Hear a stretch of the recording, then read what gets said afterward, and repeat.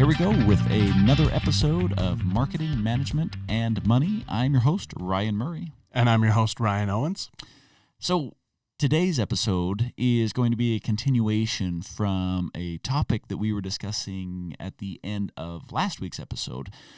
And for those who maybe want a little bit of a refresher, I'm going to kind of just bring it in a little bit. If you haven't listened to it, it's a great episode that talks about managing your business in diverse and challenging times.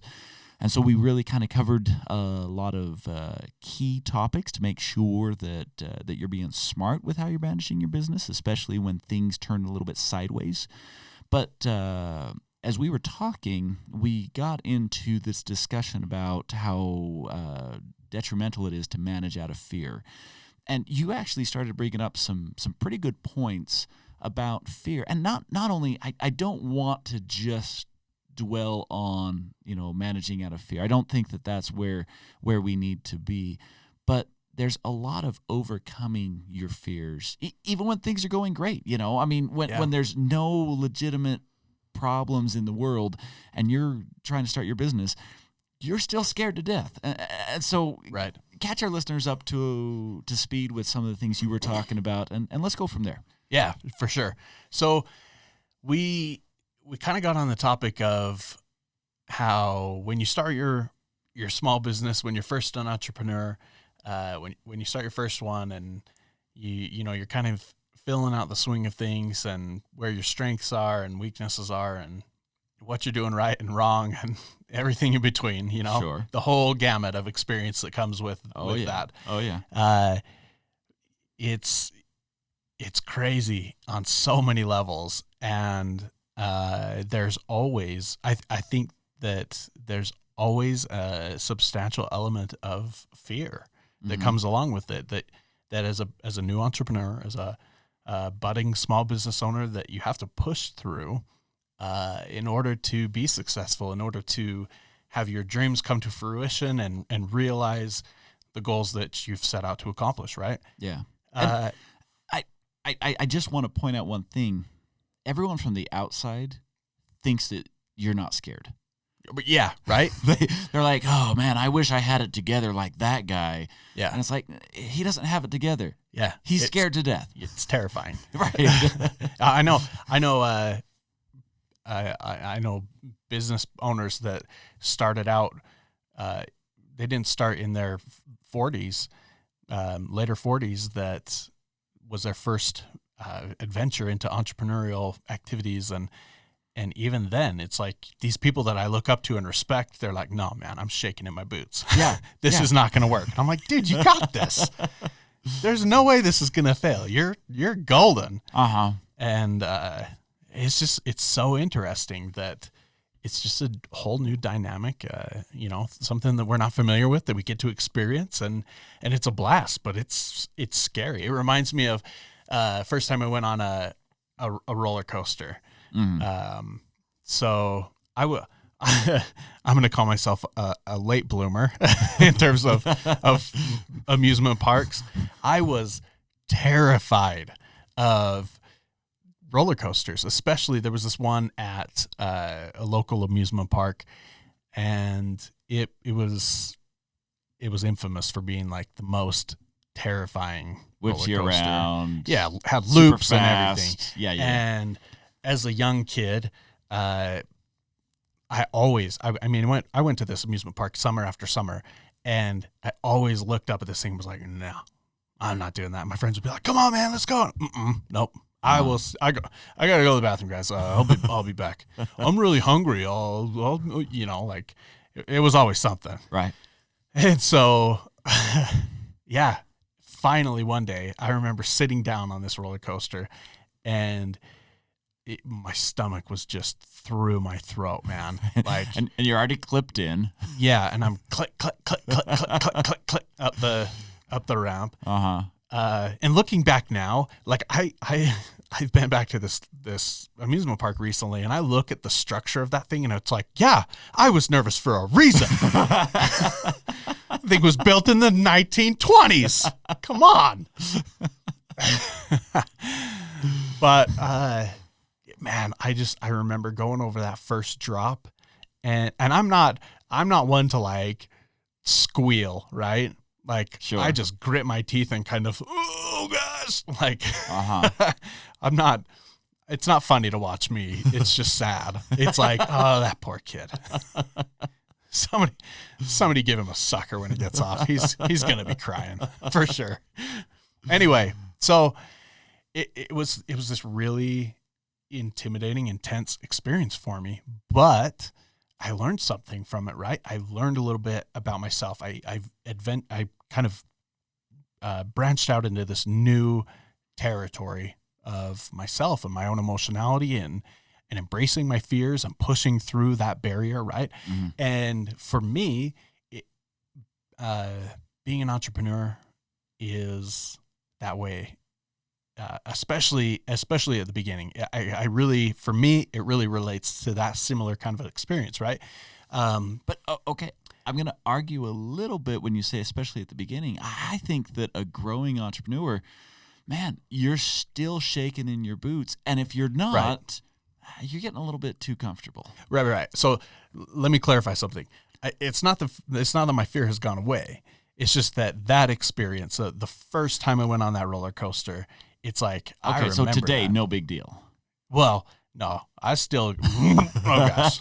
Well, now that I'm older, I'm so much more averse to loops and spinning, and like, Sure. I'll watch my kid go on a freaking carousel and I'm like, nope. Oh gosh. Honey, give me a Sprite. Give me some saltine crackers. No, it's just that the fear changes, right? Okay. Yeah, I've gone on other roller coasters and it's still like, it's more thrilling now, but there's still that my stomach is just like, oh my gosh, here we go. Yeah. And being an entrepreneur, the first time I can relate it to that first roller coaster experience, but beyond that, there are still experiences where I'm like just grabbing my head and like, what am I doing? Like, what am I going to do right now? Like, this is not going to work. This is insane. And, all the doubt flies in and it's just each time, some elements of it are a little bit familiar. Others are not so much.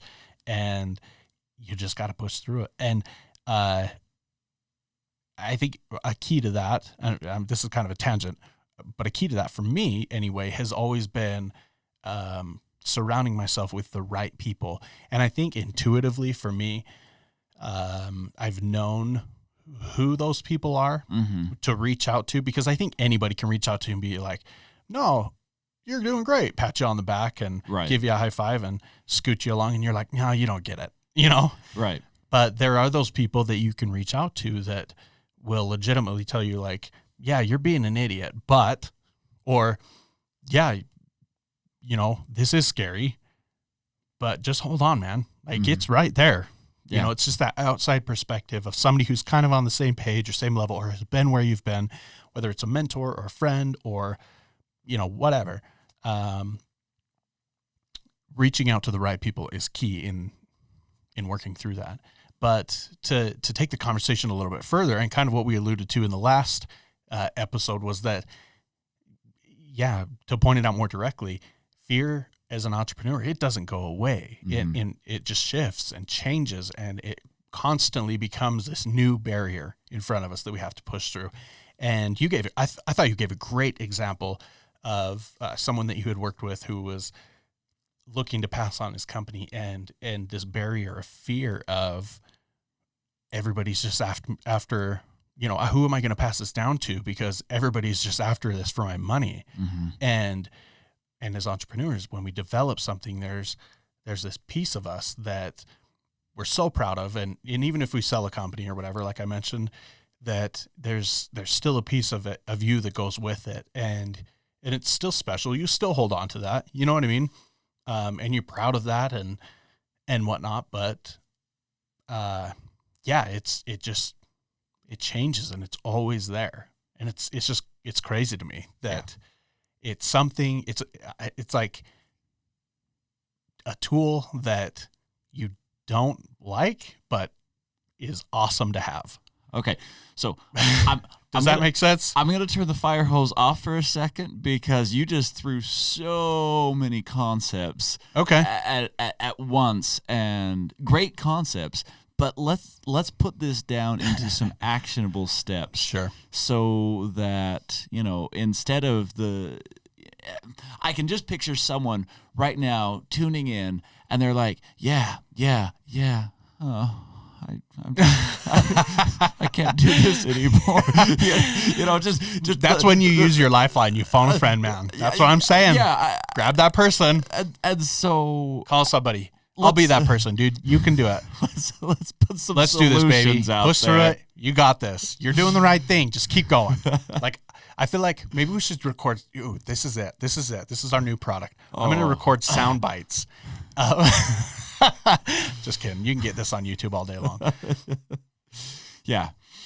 So let's put some framework around this. And we've clearly identified that as entrepreneurs, you're going to be in elements of fear, and you've got to. Yep. So a quote that I love is, "Get comfortable with being uncomfortable." Yeah. And that is one thing.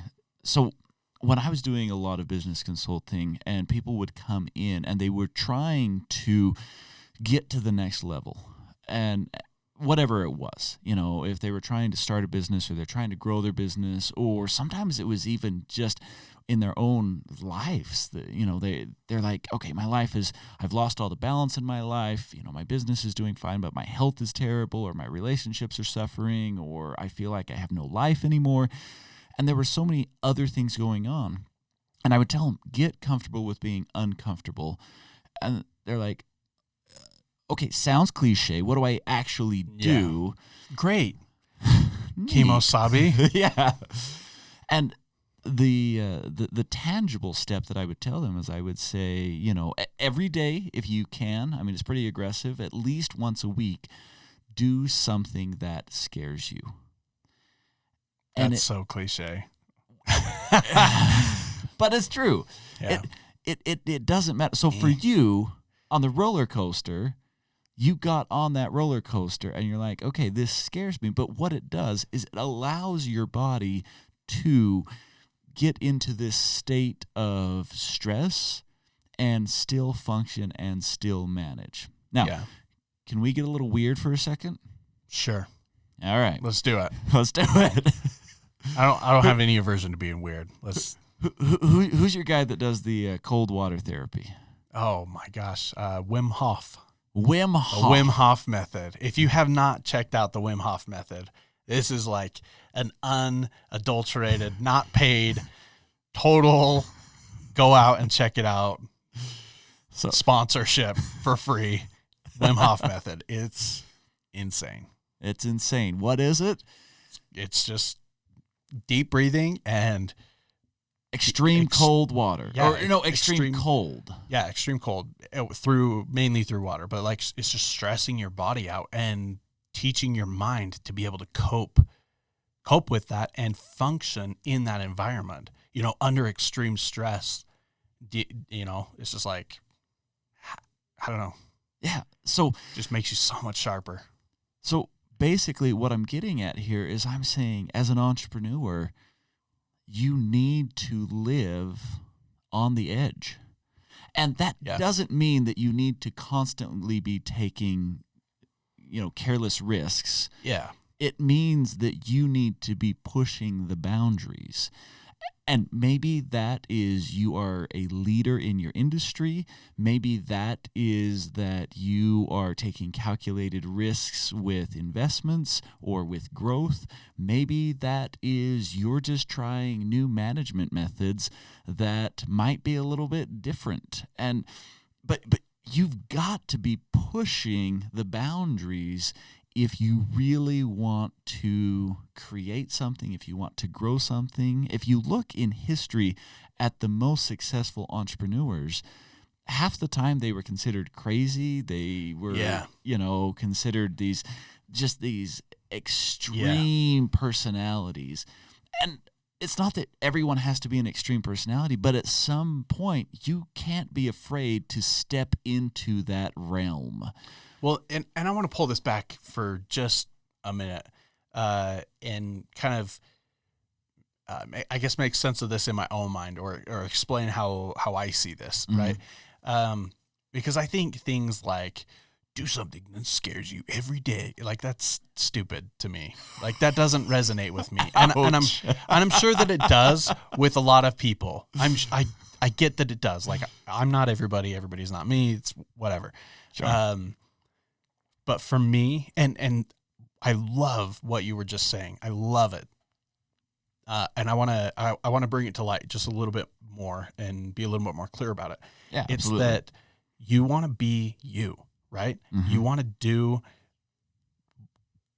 what you think is right, because that's not always what's mainstream. Sure. That's not always, and that for me, it's not do something that scares you every day, because doing those kinds of things, I guess, quote unquote, fit that category, like scare me, right? Mm-hmm. But really it's just making me nervous. It brings in doubt. It's not that like I'm scared little kid hiding under my bed from a monster type of scared. It's the nervous doubt. But you know what I mean? That's exactly what I mean. If you get all nervous when you have to present in front of your team, then go and stand in front of an audience and give a presentation. Take it to a level that is so that the next time you're in front of your team, you've taken it to such a higher level that you come back to this and you're like, oh, okay, you guys aren't nearly as intimidating as that crowd of 500 that I just keynoted at. Yeah. Well, and you learn certain things, and it sheds light on what you're so nervous about, especially when you can do that in a trusting, safe type of an environment. Yeah. It really just helps you blossom, Mm-hmm. right? Yeah. More than anything. It's not like you're just going to step into the dark and get beat down and come back into the light. It's like you step over there and it's like, oh God, oh, okay. Here it is. Wait, but that's, oh my gosh. Okay. Next step. Oh, okay. And it's just like, and unfortunately, it's like, for me anyway, I can't get that through my thick freaking skull that every time it's gonna end in that, oh, okay. That relief that I'm still okay. Yeah. So when you were talking and you kind of broadened the discussion and you brought up the term doubt. Yeah. And to me, this is a variation of fear. Yeah, absolutely. But who doesn't doubt themselves?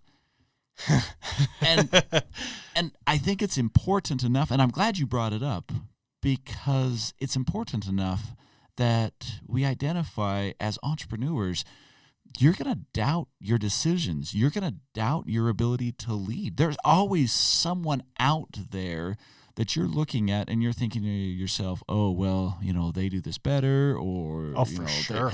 they've been at it longer, or they have a better brand, or, and these doubts just creep in and creep in and creep in.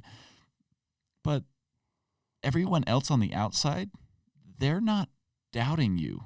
Like, right. They're looking at it like, whoa, that's way cool. Yeah. And it's just, as an entrepreneur, you can put yourself out there and not be overly critical of yourself. Like, you don't have to constantly second guess, am I doing the right thing? Should I be doing this? I mean, there's a lot of value in, assessing whether you're on the right track. For sure. But just putting doubt in your mind for the sake of doubt, all it does is slow you down. Yeah. It just puts those brakes on. It makes it harder to get things done, and it's a form of fear. If I'm afraid of doing something, or if I doubt my ability to do it, essentially it's the same thing going on here. Yeah. So I have a couple of examples that I'd like to throw out there really quick, to kind of illustrate what we're talking about. One is an example of a friend. Another is a very embarrassing personal example. So hold tight till the end of the episode. No, I'm not going to pull that crap. Just hang on for a second. You'll hear it. So I had this friend who had this thriving small business. Incredible. Like, I am blown away at what this young mom was able to do in her spare time. Incredible, right? Mm-hmm. And over the years, as she built her small business, she kind of ran into some barriers where a couple of things happened, but I think a lot of the reason for, or the main source of her fear was she was running into things that were out of the wheelhouse of her small business, right? So like, let me clarify. So as a small business or as an entrepreneur, you have an expertise in like photography or graphic design or whatever, right? Mm-hmm. Yeah. And as you go down that avenue, it's like, okay, all of a sudden, hey, now you got to run a Google Ads campaign. And that's like a wicked shift, right? Sure. Yeah. And so, but everyone expects that you can do it, right? Because that's what they want done, right? And it's another one of these gateways of fear that you have to push through, right? Yeah. Eventually, she hit a few of those, and then there were some other things in life that came up, and she backed way out of her small business, and I'm like blown away because now she's starting to learn some of these things and push through those barriers a few years later. And I have my fingers crossed, and I hope and I pray that she'll get back into it because it really was so exciting and so amazing. But that's, like you're saying, that's me looking at her being like, dang, that is so cool. Like, I'm going to be that one day. Yeah. Right? Yeah. And it's funny because she said those words to me. She's like, man, I want to do what you do one day. No, you don't. So here's the embarrassing story, right? So can I just say this? Sure. A lot of times when people are giving an embarrassing story, there's like, so I have this friend. Yeah. And then they, it's really about them. Yeah, no. We know that this is legitimately about you because you just got the friend story out of the way. So oh, yeah. I couldn't go there if I wanted to. I know. So it would have been really awkward. So I have this other friend. I have lots of friends. Let's the two plus you, right? You're like, no, just two.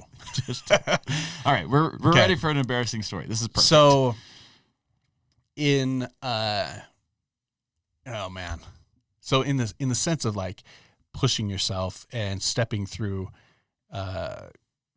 fear and pushing through doubt and all of that, doing what scares you, kind of an example. Okay. The other day, so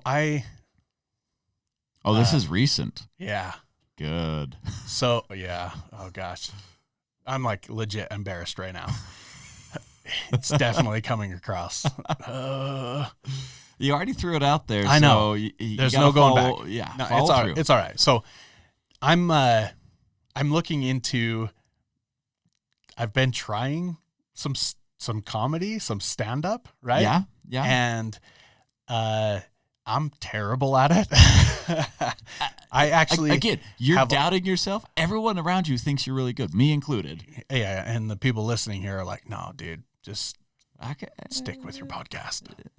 I know. This is an example of doubt. Don't let it creep in. I know. Well, no, that's what I'm trying to say is like I'm still there, right? Mm-hmm. So this is something that I'm still pushing through. It's like so but what has been important for me, so this is like a really relevant current example of doubt and fear as an entrepreneur or just as a person, putting yourself into these situations. For me, it's not so like I was never raised as, I gotta be careful here. I love my mom to death.